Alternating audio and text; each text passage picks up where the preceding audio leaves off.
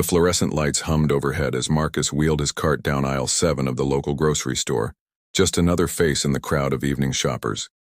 He was reaching for a box of cereal when he saw him, an elderly man in a faded cardigan, slowly stacking cans on the shelf with trembling hands. Something about the way the man moved, the precision despite his age, made Marcus pause. Then he saw it. A small, barely visible tattoo on the man's weathered forearm. Marcus's blood ran cold. Without hesitation, this decorated Navy SEAL, a man who had faced down terrorists and survived impossible missions, dropped everything he was holding and snapped to attention in the middle of that grocery store, rendering the sharpest salute of his life. What could make a warrior like Marcus show such instant, overwhelming respect to a simple store clerk? Marcus Thompson pushed his shopping cart through the automatic doors of Miller's Grocery, the familiar smell of fresh produce and floor cleaner greeting him like an old friend. After 22 years as a Navy SEAL, he found comfort in these mundane civilian routines, the predictability of grocery shopping, the simple pleasure of choosing between different brands of pasta sauce. It was a far cry from the life-or-death decisions that had defined his military career, and that's exactly how he liked it now. The store was moderately busy for a Thursday evening, filled with the usual mix of families grabbing dinner ingredients and office workers stopping by on their way home. Marcus moved methodically through his mental list. Milk, bread, something for dinner. He'd developed this systematic approach to everything after his retirement 6 months ago, finding that structure helped him adjust to civilian life. The checkout lines were starting to form, and he noticed several elderly employees working throughout the store, part of Miller's community program to employ senior citizens who wanted to stay active. As he rounded the corner into aisle 7, Marcus nearly collided with an elderly man restocking the cereal shelves. The man was probably in his 80s, wearing the standard Miller's vest over a simple cardigan sweater. His movements were deliberate but shaky, each box of cornflakes placed with careful precision, despite his obviously arthritic hands. "Sorry about that," Marcus said, steadying his cart. The old man looked up with pale blue eyes that seemed to hold depths Marcus couldn't quite place. "No problem at all, young man," the clerk replied, his voice carrying a subtle rasp that spoke of years and experiences. There was something in his posture, even bent with age, that caught Marcus's attention. The way he stood, the set of his shoulders.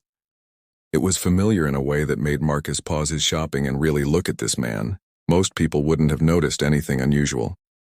But Marcus had been trained to observe, to pick up on the subtle signs that others missed.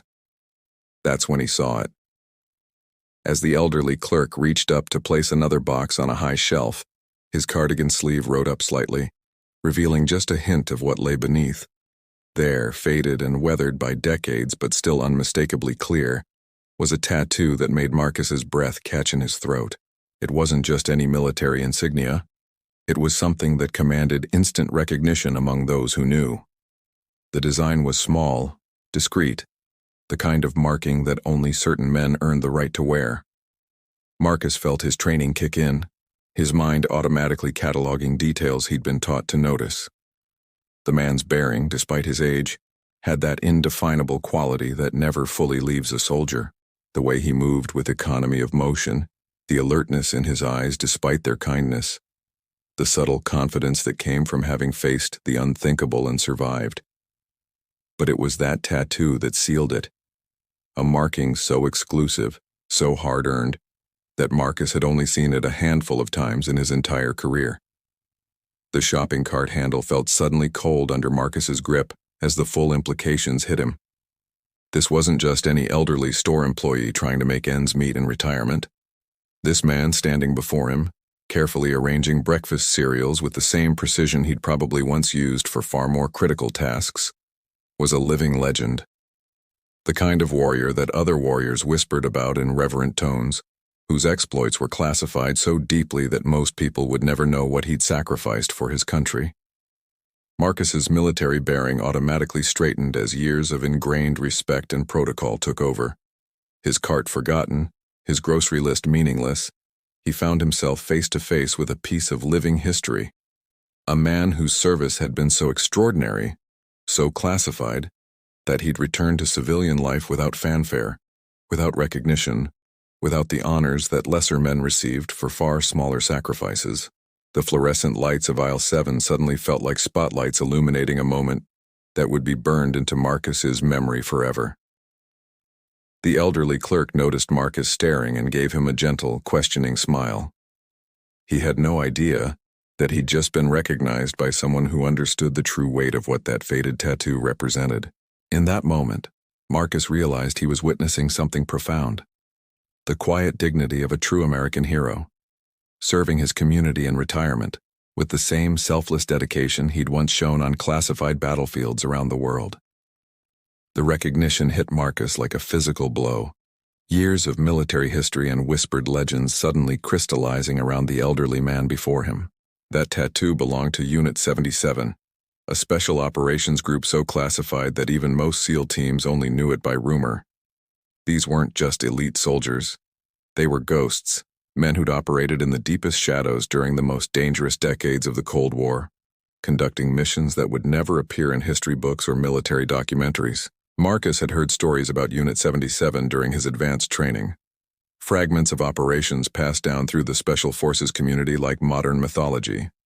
Men who'd infiltrated behind enemy lines for months at a time, who'd prevented international incidents that could have sparked World War III, who'd sacrificed their identities and often their sanity for operations that would never be acknowledged. The unit had been disbanded in the early 1980s, its members scattered to the wind with new identities, and the burden of secrets they could never share. Standing there in the grocery store aisle, Marcus found himself looking at a man who'd probably seen more action and carried more responsibility than generals who became household names. While other soldiers came home to parades and medals, Unit 77 operators had returned to civilian life with nothing but their memories and the knowledge that their sacrifices had prevented catastrophes the world would never know about. No ticker tape parades, no book deals, no speaking circuits, just the quiet satisfaction of duty performed in absolute anonymity. The elderly clerk, Marcus still didn't even know his name, continued stocking shelves with methodical precision, completely unaware that he'd been recognized. There was something heartbreaking about watching this legendary warrior performing such mundane tasks, his weathered hands that had once handled classified weapons and equipment, now carefully arranging boxes of breakfast cereal. Yet there was also something beautiful about it, the way he approached even this simple job with the same dedication and attention to detail that had once made him one of America's most valuable assets. Marcus thought about his own struggles with civilian life, how difficult it had been to find purpose after leaving the teams. He'd had counselors, support groups, and a pension to help with the transition. This man had been cut loose decades ago with nothing but a cover story, and the expectation that he'd disappear into normal society. No support systems existed for Unit 77 veterans because officially, they'd never existed in the first place. Yet here he was, serving his community with the same quiet professionalism that had once saved countless lives in operations the public would never hear about. The weight of unrecognized sacrifice pressed down on Marcus as he watched the clerk work. How many other heroes were hidden in plain sight, stocking shelves, driving buses, or working night security? How many men and women had given everything for their country, only to fade into anonymity, their extraordinary service known only to a handful of people with the highest security clearances? This man represented all of them, the silent guardians who'd protected America's interests in the shadows, while other soldiers fought in wars that made headlines. Marcus felt a profound sense of reverence washing over him, the same feeling he'd experienced at Arlington National Cemetery or the Vietnam Memorial. But this was different. This was meeting a living legend, a man whose story would never be told, but whose impact on history was immeasurable. The fluorescent lights seemed to soften. The mundane sounds of the grocery store faded into background noise, and Marcus found himself in the presence of something sacred, the quiet dignity of ultimate service. The clerk glanced up again, perhaps sensing Marcus's continued attention, and offered another gentle smile. "Looking for anything particular?" he asked, his voice carrying the casual friendliness of a helpful employee. But Marcus could hear something else now, the measured cadence of a man accustomed to speaking carefully, choosing his words with the precision of someone who'd lived with classified secrets for decades. Even in retirement, even in this simple job, the habits of a lifetime of covert operations remained just beneath the surface. Without conscious thought, Marcus's body responded to decades of military conditioning. His back straightened to perfect attention, his heels came together with a sharp click that echoed through aisle 7, and his right hand rose in the crispest, most respectful salute of his entire military career. The box of cereal he'd been holding clattered to the floor, forgotten, as 22 years of training and honor took over every fiber of his being. The transformation was immediate and profound. Other shoppers stopped their conversations, sensing something significant happening even if they didn't understand what. A mother pushing a cart with 2 young children paused, instinctively recognizing the gravity of the moment. An elderly woman selecting soup cans turned to witness what was unfolding, her hand moving unconsciously to her heart. The very air in the grocery store seemed to shift, charged with an emotion that transcended the ordinary setting. The elderly clerk's reaction was equally instantaneous. His weathered face went through a series of emotions: surprise, recognition, and then a deep, profound understanding. His own posture straightened as much as his aged body would allow, and slowly, deliberately, he returned the salute with hands that trembled not from age but from the weight of memory. For a moment that seemed to stretch into eternity, 2 warriors from different generations and different wars stood in perfect military bearing among the breakfast cereals and coffee displays. Marcus held his salute steady, his eyes locked on those pale blue ones that now blazed with recognition and emotion. In that exchange, decades of classified history passed between them. Acknowledgement of sacrifices made, of burdens carried, of the brotherhood that exists between those who've served in the deepest shadows. The clerk's eyes filled with tears. He tried to blink away, perhaps the first time in decades that someone had recognized what he'd given to his country. When they finally lowered their hands, the spell wasn't broken but transformed. Other customers began to understand what they'd witnessed, and spontaneous applause started from the elderly woman by the soup display. It spread through the store like wildfire, shoppers and employees alike recognizing that they'd just witnessed something extraordinary. The applause wasn't loud or theatrical. It was respectful, reverent, the kind of recognition that comes from the heart rather than the head. Marcus stepped forward, his voice thick with emotion. "Thank you for your service, sir. Your country owes you more than it can ever repay."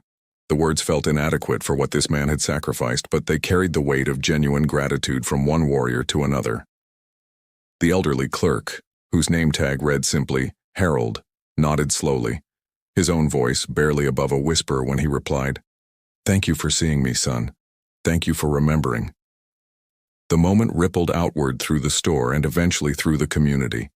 Someone had recorded part of the exchange on their phone, and within hours, the video had spread across social media with captions trying to explain what people had witnessed. But the real impact was more personal, more lasting. Harold found himself approached by other veterans who'd shopped at Miller's for years without knowing they were in the presence of a legend. The store manager, learning about Harold's background, made sure his story, at least the parts that could be told, was shared with the local veterans organizations. Marcus and Harold began meeting regularly, their friendship built on mutual respect and understanding. Through their conversations, Marcus learned that Harold had volunteered at the grocery store not because he needed the money, but because he needed the connection to community, the sense of purpose that comes from serving others. It was, in its own way, a continuation of his lifelong dedication to service, just in a different uniform. The salute in aisle 7 became more than just a moment of recognition. It became a reminder that heroes walk among us every day, often unrecognized and unacknowledged. Harold's story, shared carefully and respectfully, inspired a new appreciation for the veterans in the community, particularly those whose service couldn't be fully disclosed or honored in conventional ways. The grocery store encounter between Marcus and Harold reminds us that extraordinary sacrifice often wears ordinary clothes. In our everyday interactions, with store clerks, bus drivers, security guards, or neighbors, we may be meeting heroes whose stories will never be fully told, whose contributions to our freedom and safety remain forever classified in the shadows of history. Harold continued working at Miller's Grocery, until his health no longer permitted it. But his impact on that community lasted far beyond his employment. The respect Marcus showed him that day created ripples of recognition and appreciation that spread to countless other veterans who had been serving quietly in civilian roles, waiting for someone to see them to acknowledge their sacrifice, to remember that their service mattered. This story honors all those who have served in silence, who have carried the weight of classified missions and covert operations, who have protected our nation from threats we'll never know existed. They are the true guardians of our freedom, and they deserve our recognition, our respect, and our gratitude, not just on Veterans Day or Memorial Day, but every single day. If this story of hidden heroism and the power of recognition moved you, please subscribe to our channel for more inspiring tales of military service and sacrifice. Share this video with others who understand that freedom isn't free, and that sometimes the greatest heroes are the ones whose names will never appear in history books. Hit that notification bell to join our community of viewers who honor all those who have served, whether their stories can be told or must remain forever in the shadows. Because every veteran's service matters, and every hero deserves to be seen, respected, and remembered.